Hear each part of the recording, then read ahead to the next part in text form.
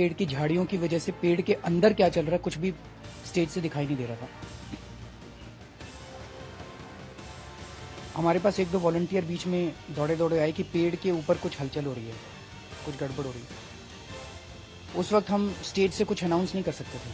अगर हम स्टेज से कुछ भी अनाउंस करते तो तुरंत सारी भीड़ जो है वो पेड़ की तरफ दौड़ सकती थी। मुझे लगता है हाँ ये मेरी गलती थी, शायद मुझे नहीं बोलना चाहिए था उस टाइम, लेकिन उस टाइम ये बात नहीं सूझी। मैं उसके लिए माफ़ी मांगता हूँ। कोई भी दोषी है उसको फांसी लटका दो।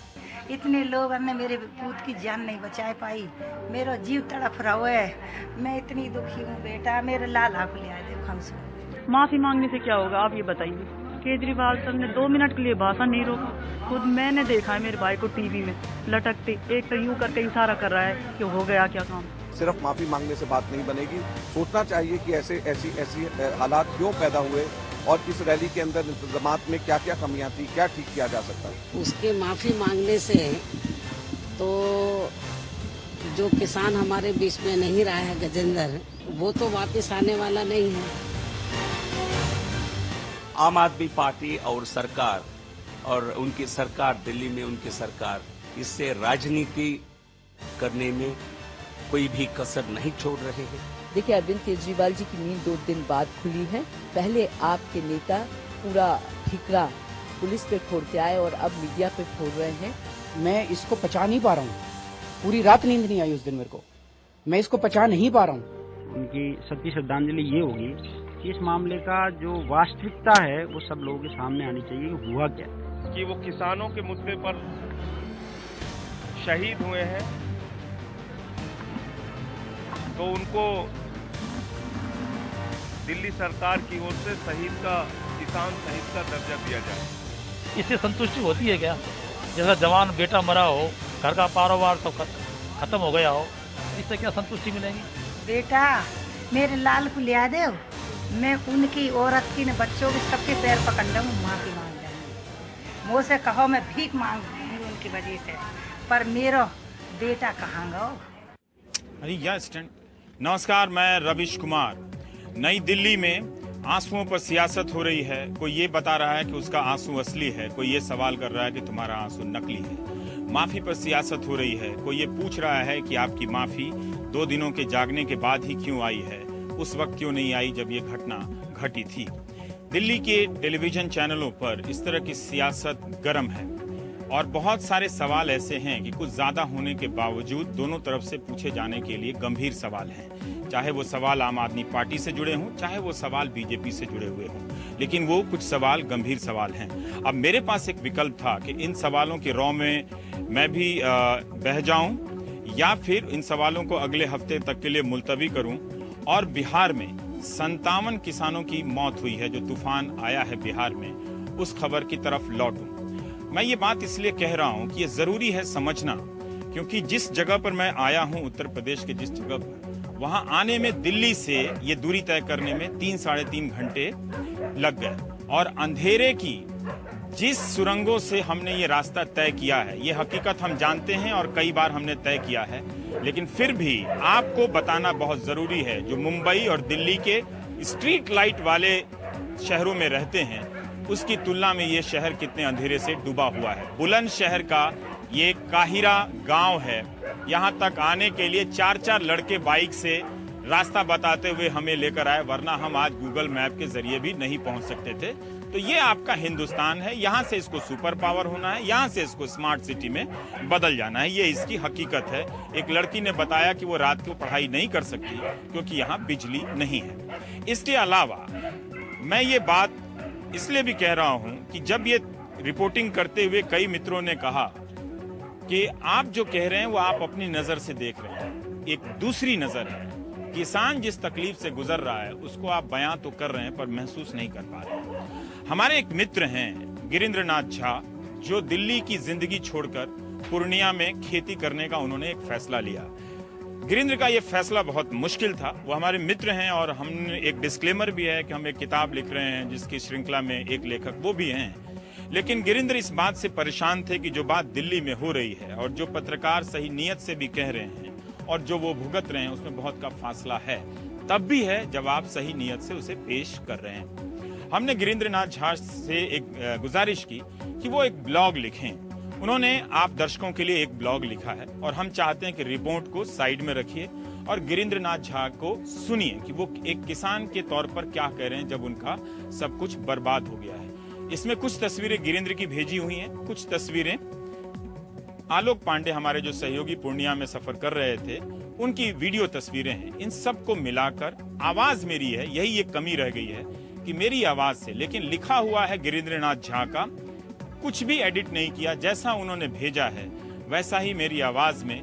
इसे आप देखिए कि शौर्यलिपि सेन गुप्ता ने कैसा इसे एडिट किया। लेकिन हम आप दर्शकों से गुजारिश करते हैं कि काहिरा गांव के लोगों से बात करने से पहले इस वीडियो ब्लॉग को बहुत ध्यान से सुनिएगा।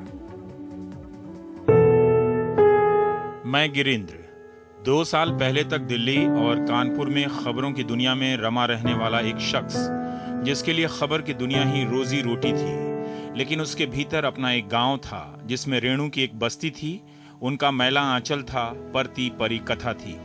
उसी गांव ने मुझे महानगरीय जीवन से कोसों दूर अपनी परती जमीन की ओर ले जाने का काम किया और पेशे से पत्रकार गिरीन्द्र पहुंच गया सूबा बिहार के पूर्णिया जिला, अपने गांव घर।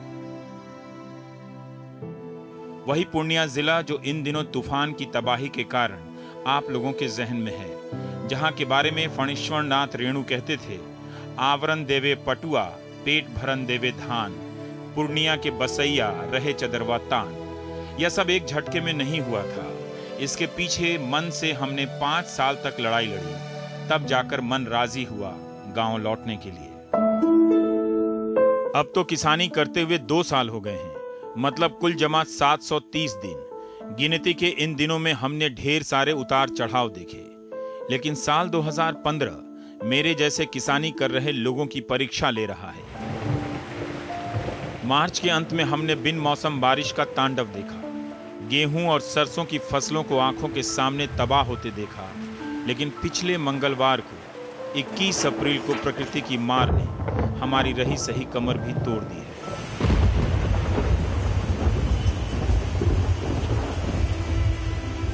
तूफान की चपेट में हमने सब कुछ गंवा दिया। मक्का की फसल चौपट हो गई है।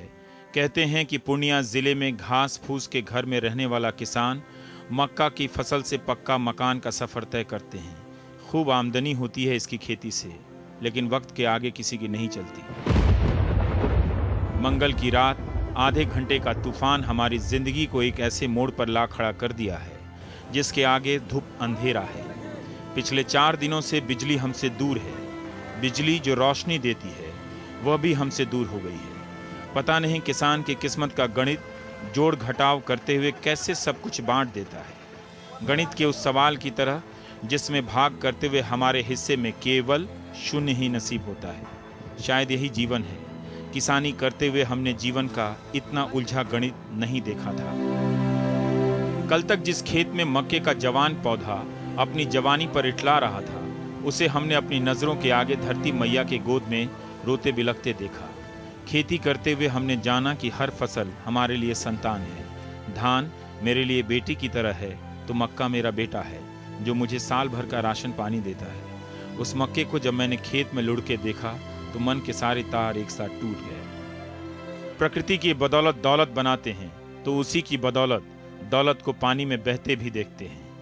गांव की सुलेखा काकी का आंगन मंगल की रात तबाह हो गया है। आंगन के चूल्हे में रात में रोटी पकी थी, दूध उबला था।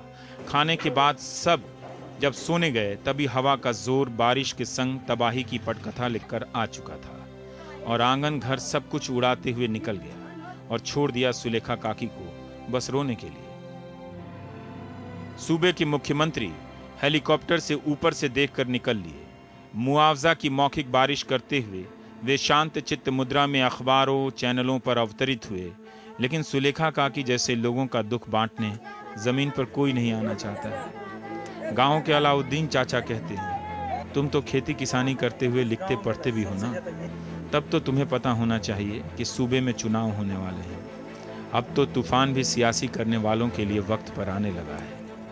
इतना कहने के बाद चचा की आंखें भर आई और वे मुझे अपनी बसबट्टी दिखाने लगे जहां बांस उखड़े पड़े हैं। किसानी करते हुए हम सुनहरे भविष्य का सपना देखते रहते हैं। फसल बेचकर जीवन की गाड़ी को और आगे बढ़ाने में लगे रहते हैं। देखिए ना, इस बार उम्मीद थी कि फसल अच्छी होगी तो बाबूजी को एक बार फिर दिल्ली ले जाएंगे, वहां किसी अनुभवी न्यूरोसर्जन से दिखाएंगे, इस आशा के साथ कि वे फिर खड़े हो जाएं और मुझे समझाएं कि फला खेत में आलू लगाना तो पूरब के खेत में गर्मा धान लगा देना। बाबूजी की तबीयत को लेकर मैं खुद को एक भ्रम में रखता आया हूं, इस आशा के साथ कि वे ठीक हो जाएंगे। पिछले 2 साल से मक्का की फसल मेरे उस भ्रम को मजबूत करता रहा है, लेकिन इस बार वो भ्रम टूट गया। ये अनुभव केवल मेरा नहीं है, बल्कि मेरे जैसे सैकड़ों किसानों का होगा, जिसने इस बार तूफान की तबाही को भोगा है। कल रात रेडियो पर सुना कि लोकसभा में शून्यकाल के दौरान संसद में तूफान से हुई तबाही का मुद्दा छाया रहा। मेरे जैसे किसान की गुजारिश बस इतनी है कि किसानी मुद्दे को राजनीति की किताब का कवर पेज ना बनाया जाए। पूर्णिया और प्रभावित जिले के किसानों तक सहायता पहुंचे। उस किसान के बारे में दिल्ली में बैठे लोग सोचने की कोशिश करें जिनके घर में मातम फैला है। उन घरों के बारे में सोचें जहां की छत हवा में उड़कर कहीं दूर चली गई है और बिलखते बच्चे धूप में रो रहे हैं। ये सब आंखों से देख रहा हूं। कैमरे का लेंस तस्वीरें लेने से मना कर रहा है। मन के भीतर बैठा खुद का संपादक दुख की मार्केटिंग करने से मना कर रहा है। वो कहता है शब्दों के जरिए लोगों तक अपनी बात पहुंचाओ। शब्द की ताकत ऐसी होती है कि वो दिल को छू लेता है।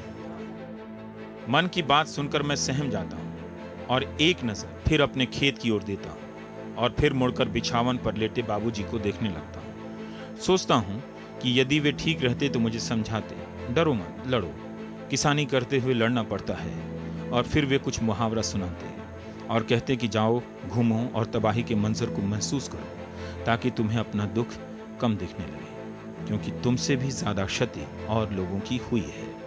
किसानी करते हुए खुद का दुख मैं शब्दों के जरिए बयां करता हूँ। इस बार की तबाही मुझे सुखर कर रही है। तबाही का आंकड़ा बढ़ता ही जा रहा है। किसानों के मुद्दों से राजनीति की रोटी सेंकने वाले लोगों से भी डर लग रहा है।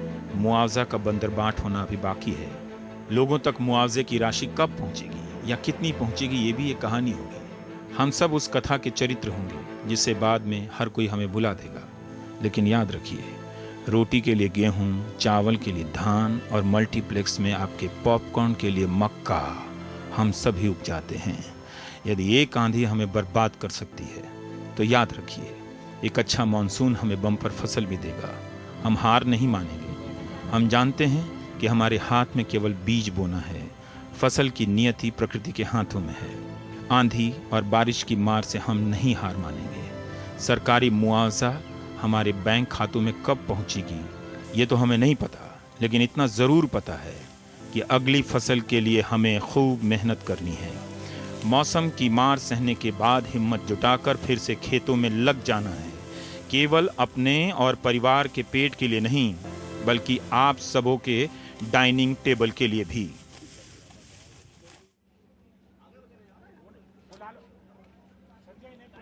गिरीन्द्रनाथ झा की नज़र से, पहली नज़र से, किसान की पहली नज़र से आपने ये वृतांत सुना।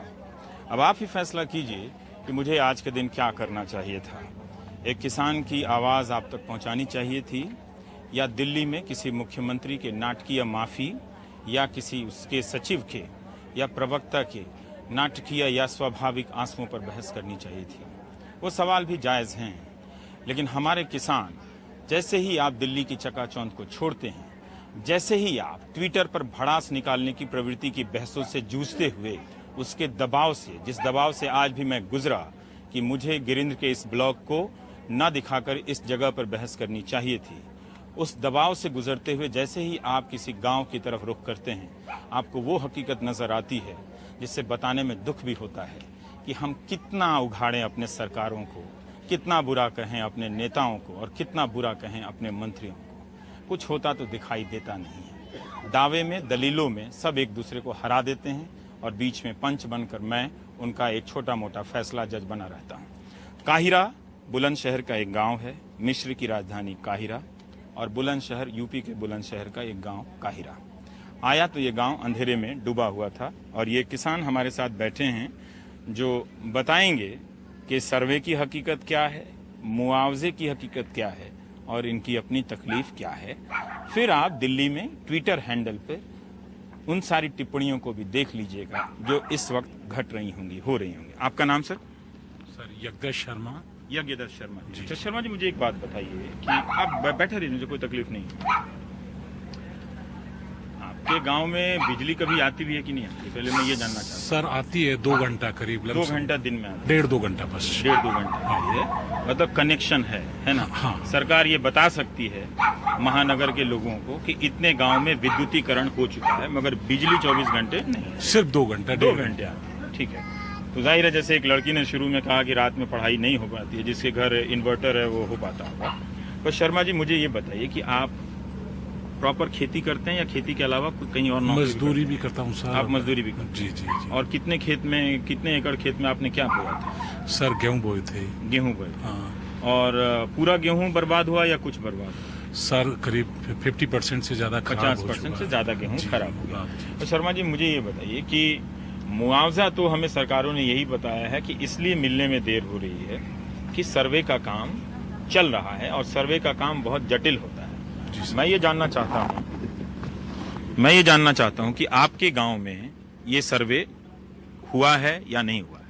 सर मेरे से तो जानकारी में नहीं है, लेकिन 1-2 लोगों का अगर हुआ है तो हुआ है, वरना बाकी 95% किसी का नहीं हुआ है सर्वे।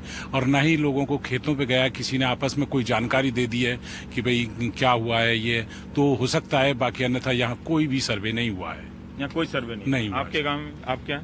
मेरा नाम जगबीर सिंह लोधी। हाँ। मैं भी ग्राम कराहीरा से हूँ। हाँ। क्योंकि सर्वे के बारे में जो सर्वे अगर तो गए हैं वो चुपचाप किसी के खेत में चले गए हैं या किसी के साथ चले गए हैं। कोई भी किसान को नॉलेज नहीं है किसी का सर्वे हो रहा है या कुछ हो रहा है। कोई बिल्कुल औपचारिकता पूरी नहीं है, ना कोई जानकारी मिली है। और आपका जी?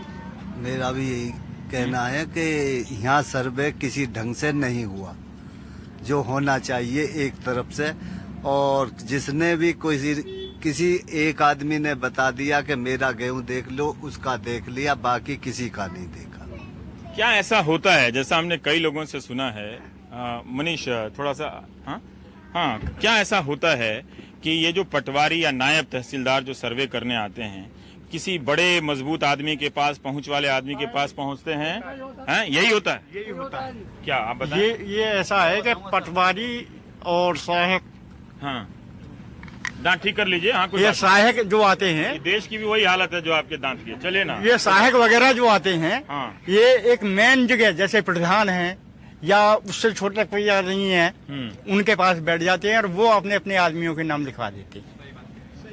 तो आप लोगों को पता तो चल जाता होगा? मैं पता, ये बताइए जी कि हम जंगल में काम कर रहे हैं या गांव में कोई मुरारी नहीं होती है, कोई आवाज नहीं होती है कि आज पटवारी आ रहे हैं या सहायक किसान सहायक आ रहे हैं। अभी आज पंचायत दिवस है, बड़ी अच्छी अच्छी बातें हो रही थी पंचायत की। आप क्या कह रहे थे जो सवाल मैंने पूछा बड़े लोगों वाली बात तो? हाँ, वहाँ बैठे रहिए, खड़े हो जाइए। ऐसा है, गांव में जो स्कीम का, किसी भी स्कीम का जो लाभ मिलता है, हाँ। वो प्रधान के जो नजदीकी लोग होते हैं, ये बात, हाँ। उन्हें मिलता है।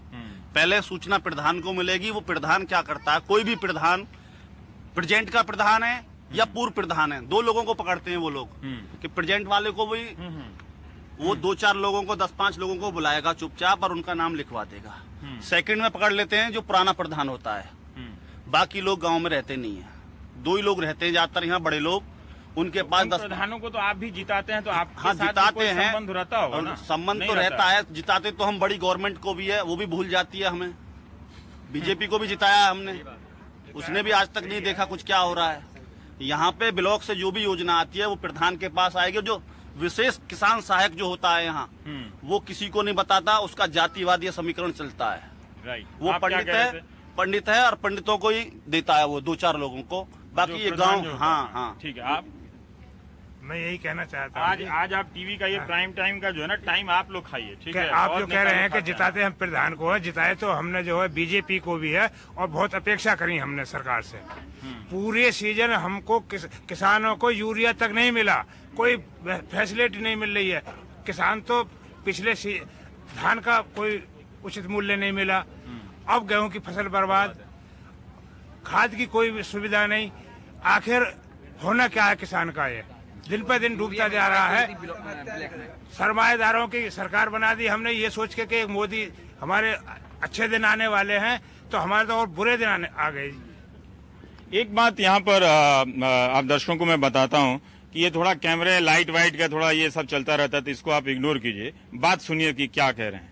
बात एक बहुत इंपॉर्टेंट है। आज ही प्रधानमंत्री ने एक बात कही कि पंचायतों को जितना पैसा गया है, वो अगर वही पैसा गांव में लग गया होता तो उसकी सूरत बदल गई होती। लेकिन आपने देखा कि एक पटवारी या नायब तहसीलदार आता है तो सबसे पहले प्रधान का नेक्सस आपको समझना बहुत जरूरी है कि वो प्रधान अपने खास लोगों का सर्वे कराता है, उसके घर बैठता है नायब तहसीलदार, पटवारी हमने सुना है मीट भात खाता है, अपना चला जाता है। प्रेमचंद की कहानियों में भी आपने देखा होगा, नागार्जुन और रेणु की कहानियों में भी आपने सुना होगा, वो खा पी के चला जाता है, उनका सर्वे कर देता है। ये भी हमने सुना है कि वो ज्यादा नुकसान का ज्यादा प्रतिशत उन पहुंच वाले लोगों का बताता है, आप लोगों का कम बताता है। सही